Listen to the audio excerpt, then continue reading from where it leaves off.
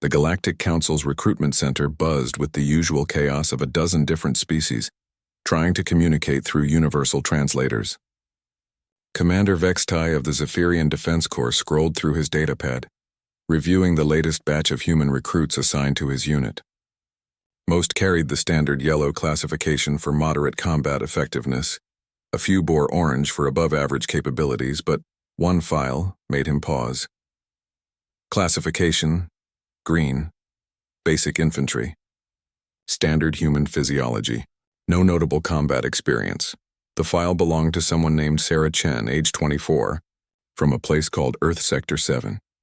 Her psychological evaluation was unremarkable.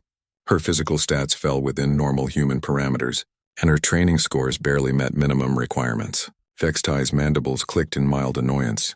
Another green-level human to babysit through their first deployment. The war against the hegemony had been raging for 3 cycles now, and the front lines desperately needed bodies. The Council had started accepting volunteers from newly discovered species, including these humans who had only recently achieved faster-than-light travel. Most proved adequate soldiers, though their tendency toward reckless behavior often got them killed before they could be truly useful. Sarah Chen arrived with the morning transport, stepping off the shuttle with the same wide-eyed expression most newcomers wore when they first saw the sprawling military complex on Kepler Station. She was average height for a human, with dark hair pulled back in a regulation knot and eyes that seemed to take in everything around her without betraying any emotion. Nothing about her suggested she was anything more than cannon fodder with a pulse. "Private Chen reporting for duty, sir," she said, offering the standard salute. Her voice carried a slight accent that the translator couldn't quite smooth out. Vextai barely looked up from his datapad. "Barrack 7, Level 3. Sergeant Kroll will assign your equipment and brief you on protocol. Your unit ships out for the Proxima Theater in 6 days." She nodded and turned to leave, but something made Vextai call after her. "Private, this isn't some adventure simulation. The hegemony doesn't take prisoners, and green-level operatives have a survival rate of roughly 30%. Are you certain you want to be here?" Sarah Chen turned back, and for just a moment, Vextai caught something in her eyes that didn't match her file. It was gone so quickly he wondered if he'd imagined it. "Yes, sir. I'm exactly where I need to be." Over the next few days, Vextai occasionally spotted Chen during training exercises.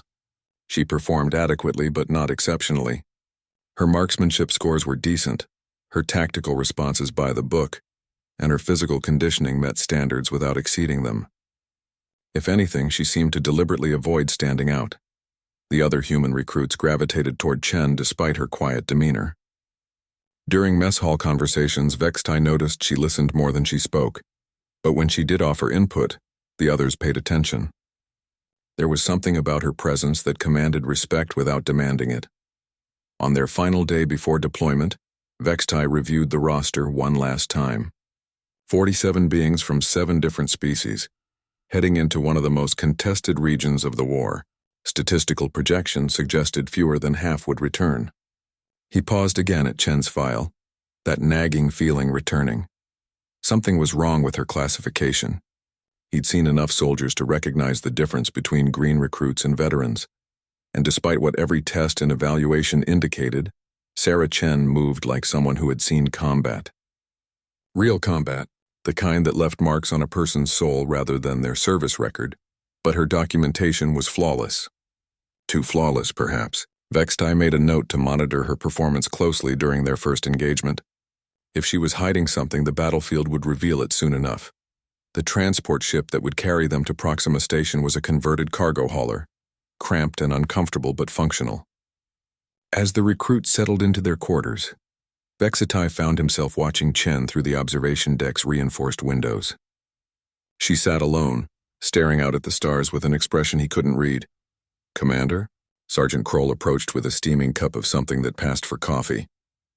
"The manifest shows we're carrying some experimental equipment this run. New human-designed weapon systems. Thought you should know." Vextai accepted the cup gratefully. "Specifications?" "Classified above my clearance level. But the requisition came through channels I've never seen before. Military intelligence may be higher."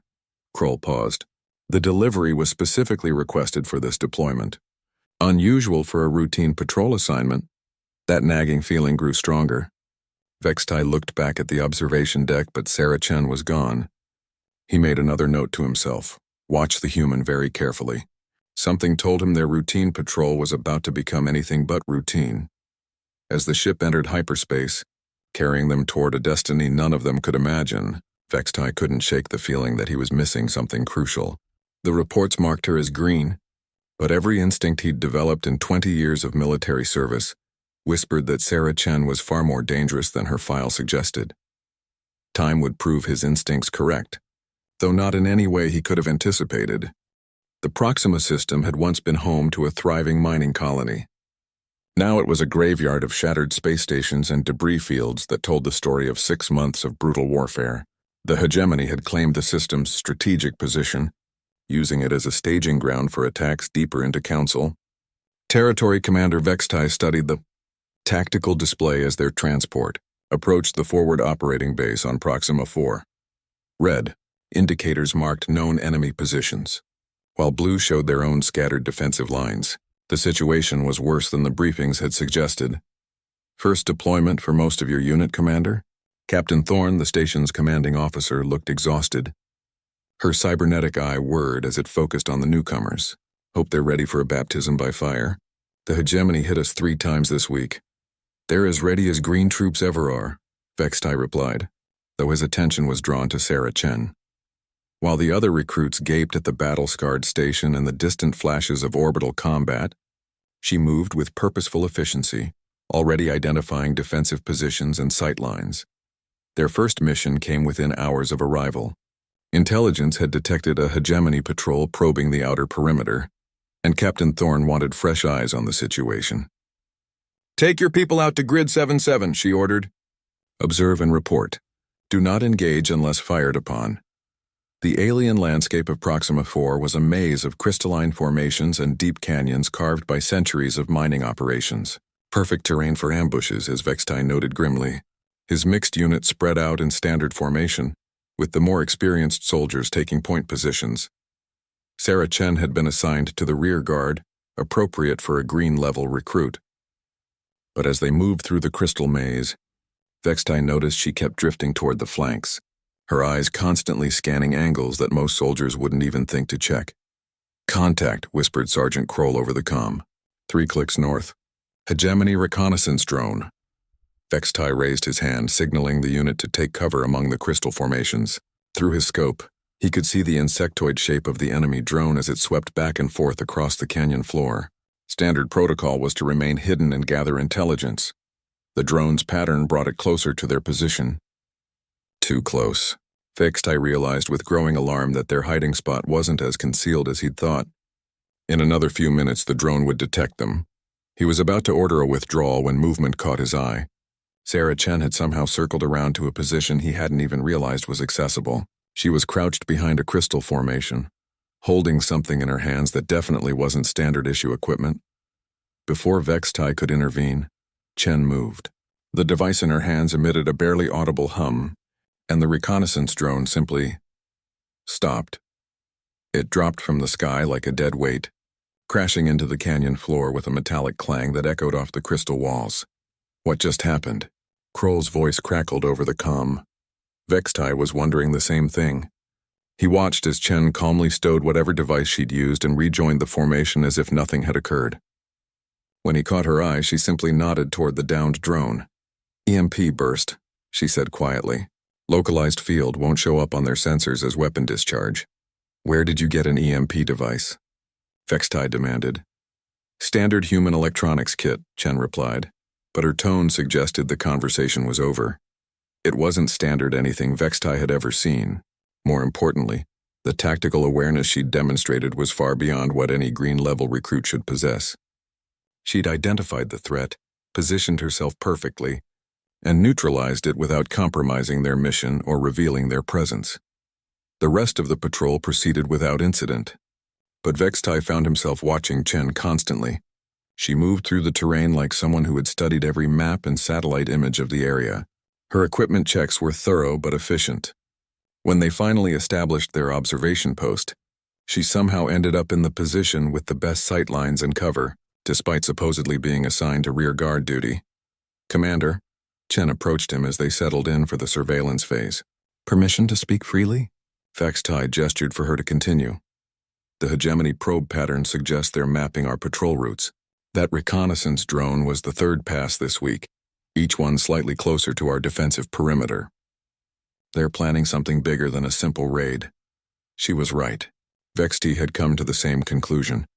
But it was troubling that a supposedly inexperienced recruit had identified the pattern so quickly. What do you recommend? We need to disrupt their intelligence gathering. Force them to commit to an assault before they're ready. Chen pointed to a series of positions on her tactical display. If we stage diversionary actions here and here, they'll think we're reinforcing the wrong sectors. The plan was sophisticated, showing an understanding of enemy psychology and strategic deception that took most officers years to develop. More concerning was the fact that Chen seemed to know exactly how hegemony forces would respond to various stimuli. I'll take your recommendations under advisement, Vextai said carefully. Chen nodded and returned to her position, leaving Vextai with more questions than answers. He pulled up her file again on his datapad, reading every line with new attention. The documentation was still perfect, still indicated a green-level recruit with minimal experience. But perfect documentation was sometimes the best indication that someone was hiding something significant. As night fell over the alien landscape, Vextai made his decision. Tomorrow he would run Sarah Chen's identity through every database he could access. If she was who her file claimed to be, there would be supporting evidence. If not, then he had a far more dangerous situation on his hands than a simple reconnaissance mission. The attack came at dawn just as Sarah Chen had predicted. The hegemony forces struck with precision that spoke of detailed reconnaissance, targeting weak points in the defense perimeter that should have been impossible for them to know about. But they attacked the wrong positions. Vextai watched from the command bunker as enemy plasma bolts lit up the pre-dawn darkness. The diversionary tactics Chen had suggested were working perfectly. Hegemony forces were committing their reserves to sectors that appeared heavily defended, but were actually elaborate decoys. How did she know? Captain Thorne asked, her cybernetic eye tracking the battle through multiple camera feeds. Your recruit predicted this down to the minute. Vextai didn't have an answer. He'd spent the night running searches on Sarah Chen's identity, but every query returned the same spotless record. Born on Earth, enlisted voluntarily past all standard evaluations. Either she was exactly who she claimed to be, or someone with extraordinary resources had created the perfect cover identity. Commander, we need fire support on Grid 4-4. Sergeant Kroll's voice crackled over the comm. Hegemony assault team is pushing through our eastern flank. The tactical display showed a problem. A squad of hegemony shock troopers had broken through the defensive line at a point that wasn't supposed to be vulnerable. If they weren't stopped, they could reach the main base within minutes. Sending reinforcements, Vextai responded, but he knew they wouldn't arrive in time. The nearest available unit was 15 minutes away. Negative on reinforcements. A new voice cut into the comm channel. This is Chen, I'm in position to intercept. Vextai felt his blood chill. Private Chen, you are not authorized to engage. Return to your assigned position immediately. Sorry, Commander. Already committed. The tactical display showed a single blue dot moving impossibly fast toward the red indicators representing the enemy assault team. Vextai pulled up the battlefield cameras, trying to get visual confirmation of what was happening. What he saw defied every assumption he'd made about human capabilities. Sarah Chen moved through the crystalline terrain like liquid shadow, using cover and angles that seemed to materialize from nowhere. She was carrying weapons that definitely weren't standard issue, devices that hummed with energy signatures his sensors couldn't identify. The first hegemony trooper never saw her coming. One moment he was advancing with his squad through a crystal canyon, the next he was simply gone. His companions spun around in confusion, searching for a threat they couldn't locate. Chen struck again from a completely different angle. This time Vextai caught a glimpse of her technique. She moved so quickly that the camera feed struggled to track her, appearing behind the enemy soldiers like she'd teleported. Her weapons made no sound, but hegemony troopers kept dropping. What kind of training did Earth give her? Captain Thorne whispered. Vextai couldn't answer because he was beginning to suspect that Earth hadn't given Sarah Chen any training at all. At least not the Earth listed in her service record. The entire Hegemony assault squad vanished from the tactical display within 3 minutes. When the reinforcements finally arrived at Grid 4-4, they found only empty armor and weapons scattered among the crystal formations. No bodies, no evidence of what had happened to the soldiers inside those suits. Chen, report status, Vextai called over the comm. Area secure, Commander. Returning to assigned position. Private, I want you to explain exactly how you accomplished this. There was a long pause before Chen responded. Human tactics, sir. Hegemony forces aren't used to our combat doctrines. It was a non-answer, and they both knew it. But before Vextai could press further, alarms began blaring throughout the base. The main Hegemony assault was beginning. What followed was 6 hours of brutal combat that pushed every defender to their limits. The Hegemony threw everything they had at the base, wave after wave of shock troopers supported by aerial drones and heavy artillery. The defensive lines held but barely. Throughout the battle, Vextai found himself tracking one blue dot on the tactical display with growing fascination and concern. Sarah Chen seemed to be everywhere at once, appearing at critical moments to eliminate threats that should have overwhelmed their positions. She disabled an enemy artillery position that was pounding their eastern defenses. She intercepted a squad of infiltrators trying to reach the command bunker. When Hegemony drones broke through their air defense network, she somehow brought them down with devices that registered no energy signatures on their sensors.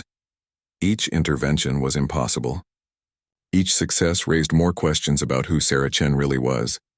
When the Hegemony forces finally withdrew, leaving behind a battlefield strewn with their destroyed equipment, Vextai realized that the war had fundamentally changed. Not because of the tactical victory, but because of what he'd witnessed from a single human soldier. Commander, Chen's voice came over the comm, requesting permission to pursue retreating enemy forces.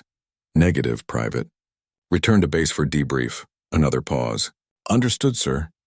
But Vextai was already pulling up long-range sensor data, and what he saw made his mandibles click in alarm. The retreating Hegemony forces were being systematically eliminated as they fled. Whatever was hunting them moved too quickly for the sensors to track clearly, but the pattern was unmistakable. Sarah Chen wasn't returning to base. She was conducting a one-woman pursuit of an entire enemy battle group, and from what the sensors suggested, she was winning. Vextai made a decision that would haunt him for the rest of his military career. He classified the battle report at the highest security level and flagged Sarah Chen's file for immediate review by Intelligence Command. The report still marked her as green, but the battlefield was beginning to whisper a very different story. And whispers, Vextai knew, had a way of becoming legends that could change the course of wars. 3 days after the battle, Intelligence Command arrived at Proxima Station in force. Director Caney was a Veltheron, one of the few species whose natural telepathic abilities made them ideal for counterintelligence work. Her silver-scaled face revealed nothing as she reviewed Vexitai's classified reports. Your concerns about Private Chen are noted, Commander, Caney said, her voice carrying the slight harmonic resonance typical of her species. However, our investigation has revealed no discrepancies in her documentation. Vextai felt his frustration mounting. Director, with respect, documentation can be fabricated. What cannot be fabricated is combat effectiveness at the level I witnessed. Chen eliminated an entire Hegemony assault squad in 3 minutes using techniques and equipment that don't exist in any military manual. Human combat doctrines are still being studied, Caney replied smoothly. Perhaps we simply don't understand their capabilities as well as we thought. The dismissal was clear, but Vextai pressed on. Then explain how she knew the exact timing of the enemy assault. Explain how she predicted their target priorities. Explain how a green-level recruit demonstrated strategic thinking that rivals your best analysts. Caney's expression didn't change, but something shifted in her eyes. Commander, you are treading on classified ground. I suggest you focus on your unit's performance, rather than conspiracy theories about your personnel. The meeting ended with Vextai more suspicious than ever. Intelligence Command's response was wrong in every way that mattered. They were protecting Sarah Chen, which meant they knew exactly who she was. His questions were answered 2 weeks later when the Hegemony launched their largest offensive of the war. The attack began with simultaneous strikes across 7 systems, overwhelming council defenses through sheer weight of numbers. Proxima Station found itself cut off from reinforcements, facing a Hegemony fleet that outnumbered them 20 to 1. All personnel to combat stations, Captain Thorne announced over the station-wide comm. This is not a drill. Hegemony main fleet has entered the system. Vextai watched the tactical display with growing despair. They were facing 3 hegemony dreadnoughts, 12 heavy cruisers, and dozens of smaller vessels. The station's defenses were formidable, but not designed to withstand an assault of this magnitude. Estimated time until they break our shields? He asked. 47 minutes, the weapons officer replied grimly. It was then that Sarah Chen stepped into the command center. She wasn't wearing standard combat gear. Instead, she was equipped with a suit that seemed to absorb light around it, making her difficult to focus on directly. The weapons she carried hummed with energy signatures that made the sensor arrays fluctuate wildly. Permission to deploy countermeasures. Captain, she said to Thorne, private. This is not the time for— Ma'am, Chen interrupted, and her voice carried an authority that made everyone in the command center turn toward her. With respect, I need to stop pretending to be something I'm not. She moved to the tactical display and began entering commands with access codes that shouldn't have existed. The system responded instantly, revealing hidden data layers that had been invisible moments before. My name is Sarah Chen, she continued as she worked. But I'm not from Earth Sector 7. I'm from a place you wouldn't recognize, and I've been fighting the hegemony for longer than your species has had faster-than-light travel. The tactical display now showed detailed intelligence on every hegemony vessel in the attacking fleet. Weak points in their shields, crew complement data, ammunition reserves, command hierarchies, information that should have been impossible to obtain. I've been inserted into your military structure to assess the war's progress, Chen explained. My handlers thought the hegemony couldn't be defeated by conventional forces. I was sent to determine if the council species were worth saving. Vextai felt pieces of a vast puzzle clicking into place. You're human, but not from any human colony we know about. Humanity spread further than your records show, Chen confirmed. Some of us have been fighting this war for generations. We've learned things about the hegemony that the council doesn't know. She finished her data entry and stepped back from the display. The attacking fleet was now outlined in intricate detail, with attack vectors and probability analyses scrolling past in multiple languages. Captain, I can stop this fleet, Chen said. But once I do, there's no going back to pretending I'm just another green-level recruit. Captain Thorne stared at the impossible data on her screens. What do you need? A clear flight path to the enemy flagship. 30 minutes without interference. And someone to explain to the council why their entire intelligence assessment of this war was wrong. Thorne looked to Vextai, who found himself nodding despite his confusion. Do it. What happened next would be debated by military historians for decades. Sarah Chen launched herself toward the hegemony fleet in a single-person craft that appeared to fold space around itself. She moved through the enemy formation like she was dancing, each movement precisely calculated to avoid their weapons while targeting their most vulnerable systems. The first dreadnought lost power 15 minutes into her attack. The second began venting atmosphere shortly after. By the time 30 minutes had passed, the entire hegemony fleet was either destroyed or fleeing in disorder. Chen returned to Proxima Station as the last enemy vessel disappeared into hyperspace. When she stepped out of her craft, she was once again wearing standard gear and carrying regulation weapons. Mission accomplished, Captain, she reported formally. Who are you really? Vextai asked. Chen's expression softened slightly. Someone who's been fighting this war since before you were born, Commander. Someone who's finally found allies worth fighting alongside. She handed him a data chip. Everything you need to understand what's really happening is on there. The hegemony isn't just trying to conquer territory. They're trying to eliminate every species that could eventually threaten their expansion, humanity included. Why reveal yourself now? Because the Council has proven they're worth saving, Chen replied. And because the real war is just beginning. As she walked away, Vextai realized that the legend of Sarah Chen had already begun. Word of the impossible victory was spreading throughout the fleet, carried by crews who had witnessed what a single human could accomplish. The reports would continue to mark her as green. But the battlefield now knew her as something else entirely, something that gave hope to every species fighting for survival against the hegemony's relentless advance. The aftermath of the battle brought a strange quiet to Kepler Station, as damage assessment teams worked around the clock to evaluate the station's condition. Sarah found herself at the center of unprecedented attention, with senior officers from across the coalition, requesting detailed reports on her combat engineering techniques. 3 days after the battle, she was summoned to a formal debriefing session that included not only Commander Thalix and his senior staff, but also Admiral Kethvar, the coalition's highest-ranking military officer, who had arrived via emergency transport to personally investigate the station's remarkable defensive performance. Admiral Kethvar was an imposing Drakmari, whose scaled hide bore the ceremonial scars of numerous campaigns. His species was known for their tactical brilliance and unwavering dedication to military excellence. When he spoke, his voice carried the authority of someone who had shaped coalition strategy for decades.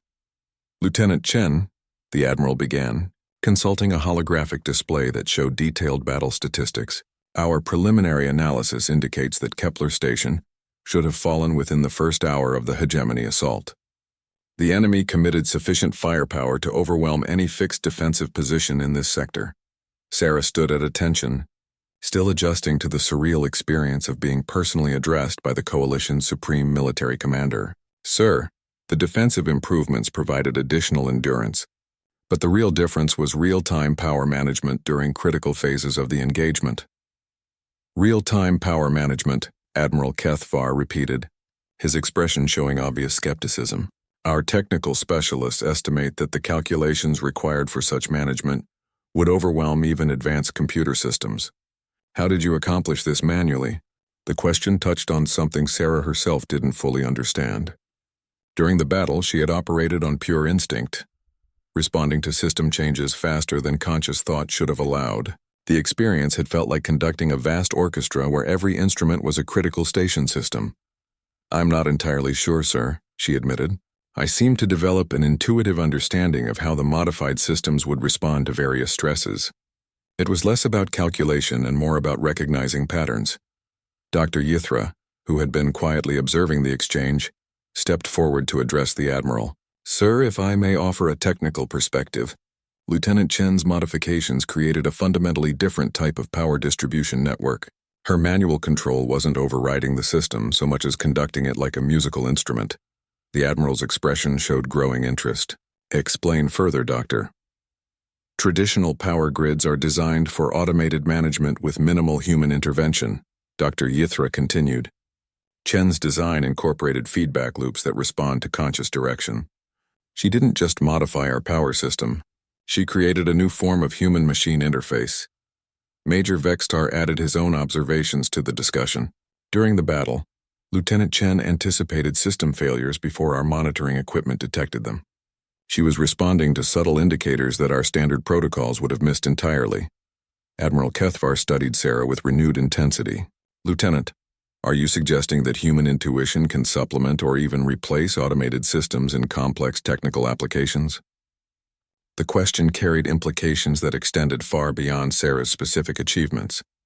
If human operators could truly interface with advanced systems in ways that other species couldn't match, it would represent a significant strategic advantage for coalition forces. I believe human cognitive flexibility allows us to adapt to unexpected situations in ways that programmed responses cannot, Sarah replied carefully. During the battle, I was able to improvise solutions to problems that hadn't been anticipated in the original system design. Commander Thalix leaned forward, clearly engaged by the tactical implications. Admiral, if this represents a broader human capability rather than an individual talent, it could revolutionize our approach to combat engineering. Precisely my concern, Admiral Kethvar responded. Lieutenant Chen, I'm ordering you to develop training protocols that could teach these techniques to other coalition engineers. If we can replicate your performance, we might be able to level the technological playing field with the hegemony. The assignment represented both an incredible opportunity and a daunting responsibility. Sarah would need to analyze her own instinctive actions and somehow translate them into teachable techniques. The challenge was complicated by the fact that she still didn't fully understand how she had accomplished what everyone called impossible. Over the following weeks, Sarah worked with teams of cognitive specialists and systems analysts to document her battle performance in unprecedented detail. They studied sensor recordings, analyzed her biometric data, and attempted to recreate the conditions that had enabled her extraordinary achievement. The research revealed fascinating insights about human neural plasticity and pattern recognition capabilities. Under extreme stress, Sarah's brain had essentially rewired itself to process system information as intuitive sensory input rather than abstract data. She had literally felt the power grid's condition as physical sensations. "Your neurological adaptation is unprecedented," reported Dr. Velthar, the station's chief medical officer. "During combat, your brain showed activity patterns we've never documented in any species. You were processing technical information through emotional and sensory pathways normally used for completely different functions." The discovery had profound implications for human participation in coalition military operations. If other humans could be trained to develop similar neural adaptations, they might possess capabilities that no other coalition species could match. Sarah's first attempt to teach her techniques to other engineers met with mixed results. The fundamental concepts were straightforward enough, but the intuitive leap required to feel system behavior proved difficult to replicate. Most students could understand her methods intellectually, without developing the instinctive responses that made them effective. However, a breakthrough came when she began working with Lieutenant Marcus Torres, a human combat engineer who had recently arrived from Earth. During a practice session with simulated system failures, Marcus demonstrated the same type of intuitive response that Sarah had discovered during the battle. "I can feel when the power flow is about to destabilize," Marcus reported during one training exercise. "It's like hearing a musical note that's slightly off-key. Something just feels wrong before the monitoring systems register any problems."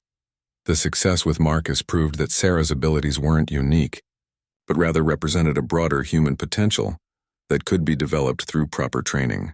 Word of this discovery spread rapidly through coalition command structures, generating intense interest from military planners throughout the galaxy. Within a month, Sarah found herself appointed as the Director of Human Engineering Integration, with responsibility for developing training programs across the entire coalition fleet. Her offices were relocated to the station's command level, placing her among the senior staff officers she had once served under as a junior technician. The transformation in how others viewed her was remarkable. Vorthak warriors who had once mocked her as physically inadequate now requested her input on technical modifications to their assault ships. Crystalline engineers who had dismissed human intelligence sought her collaboration on quantum field research projects. "The fresh arrival has become the fresh perspective," observed Dr. Yithra during one of their regular consultations. "Your success has opened minds throughout the coalition to possibilities we hadn't considered." But Sarah knew that her real test was yet to come. The hegemony would not ignore the tactical implications of Kepler Station's unexpected defensive success.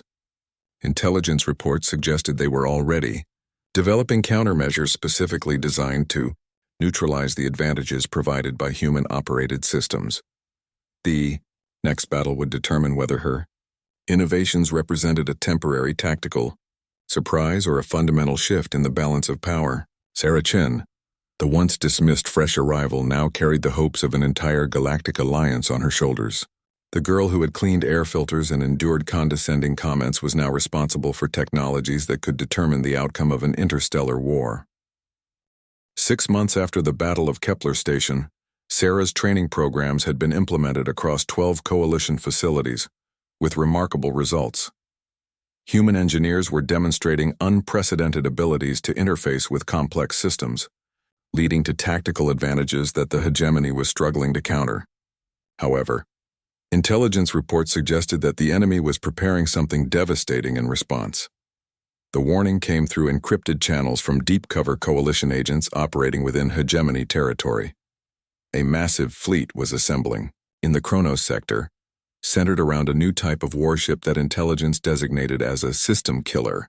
The vessel was specifically designed to overwhelm defensive networks through coordinated electronic warfare and overwhelming firepower. Admiral Kethvar summoned Sarah to an emergency strategy session at Coalition Central Command, the heavily fortified space station that served as headquarters for the entire alliance. The meeting included the highest-ranking military officers from every member species, creating an atmosphere of tension that reflected the gravity of the situation. Lieutenant Commander Chen, the Admiral began, using Sarah's recently upgraded rank Our intelligence indicates that the hegemony has developed countermeasures specifically targeting your human-operated defensive systems.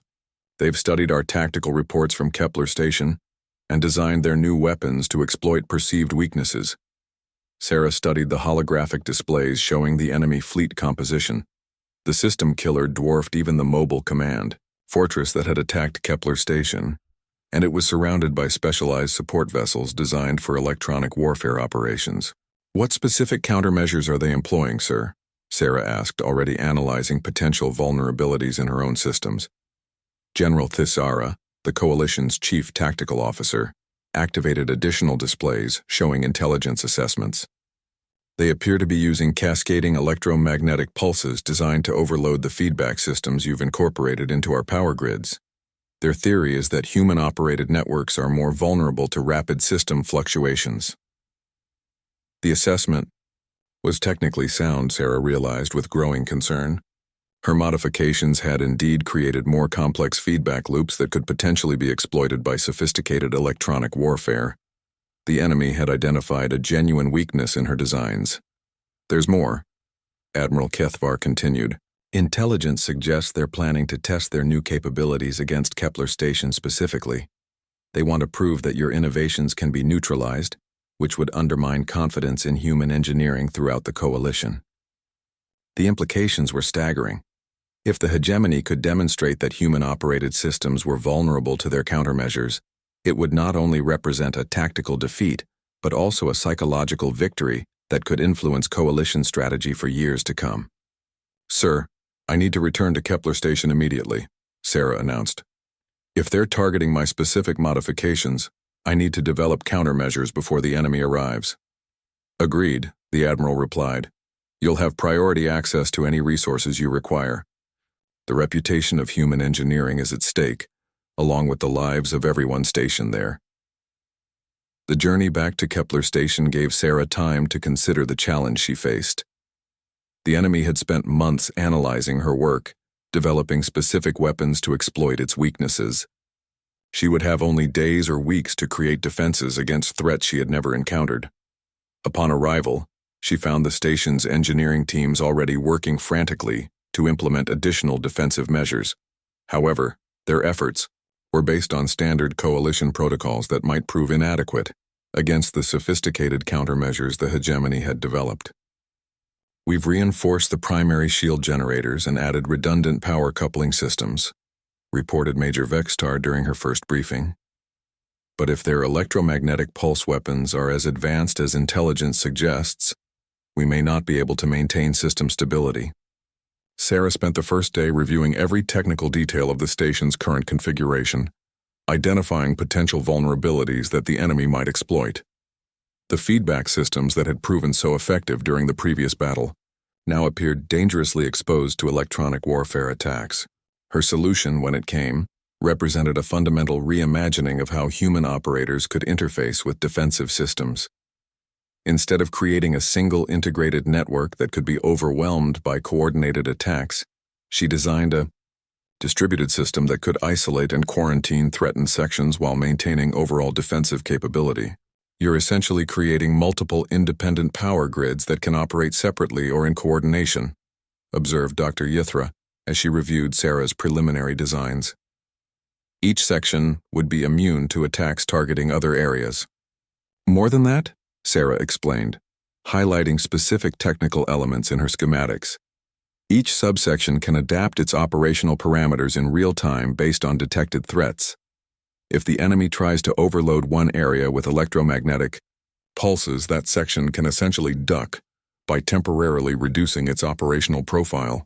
The implementation required 3 weeks of intensive work, with Sarah coordinating teams of engineers who were now eager to learn from her expertise, rather than questioning her qualifications. The transformation in their attitudes was remarkable, but Sarah remained focused on the technical challenges rather than the personal satisfaction of finally earning respect. Lieutenant Marcus Torres, who had become Sarah's primary assistant and one of the most promising students of her techniques, provided valuable insights throughout the modification process. His ability to intuitively understand system behavior had continued developing, and he now served as a crucial backup for Sarah's own capabilities. The new configuration feels more responsive, Marcus reported during testing of the modified systems. It's like the difference between playing a single piano and conducting an entire orchestra. Much more complex, but also more capable of subtle adjustments. The real test came when long-range sensors detected the approaching hegemony fleet, led by the massive system killer that intelligence had warned them about. The enemy force was even larger than the previous assault, with specialized vessels designed specifically for electronic warfare operations. 63 ships confirmed, reported the tactical officer. The system killer is maintaining position at the center of their formation, surrounded by 12 electronic warfare vessels. Estimated time to engagement range is 4 hours. Took her position in the primary engineering command center, with Marcus stationed at a secondary control position and teams of human engineers distributed throughout the station. The distributed defensive network she had created would require unprecedented coordination between multiple operators, each managing their own section while contributing to the overall defensive effort. All systems showing optimal configuration, reported Dr. Yithra. Power distribution networks are stable and ready for independent operation. As the enemy fleet approached, Sarah could see the system killer through the external camera feeds. The massive vessel bristled with exotic weapons and antenna arrays designed for electronic warfare.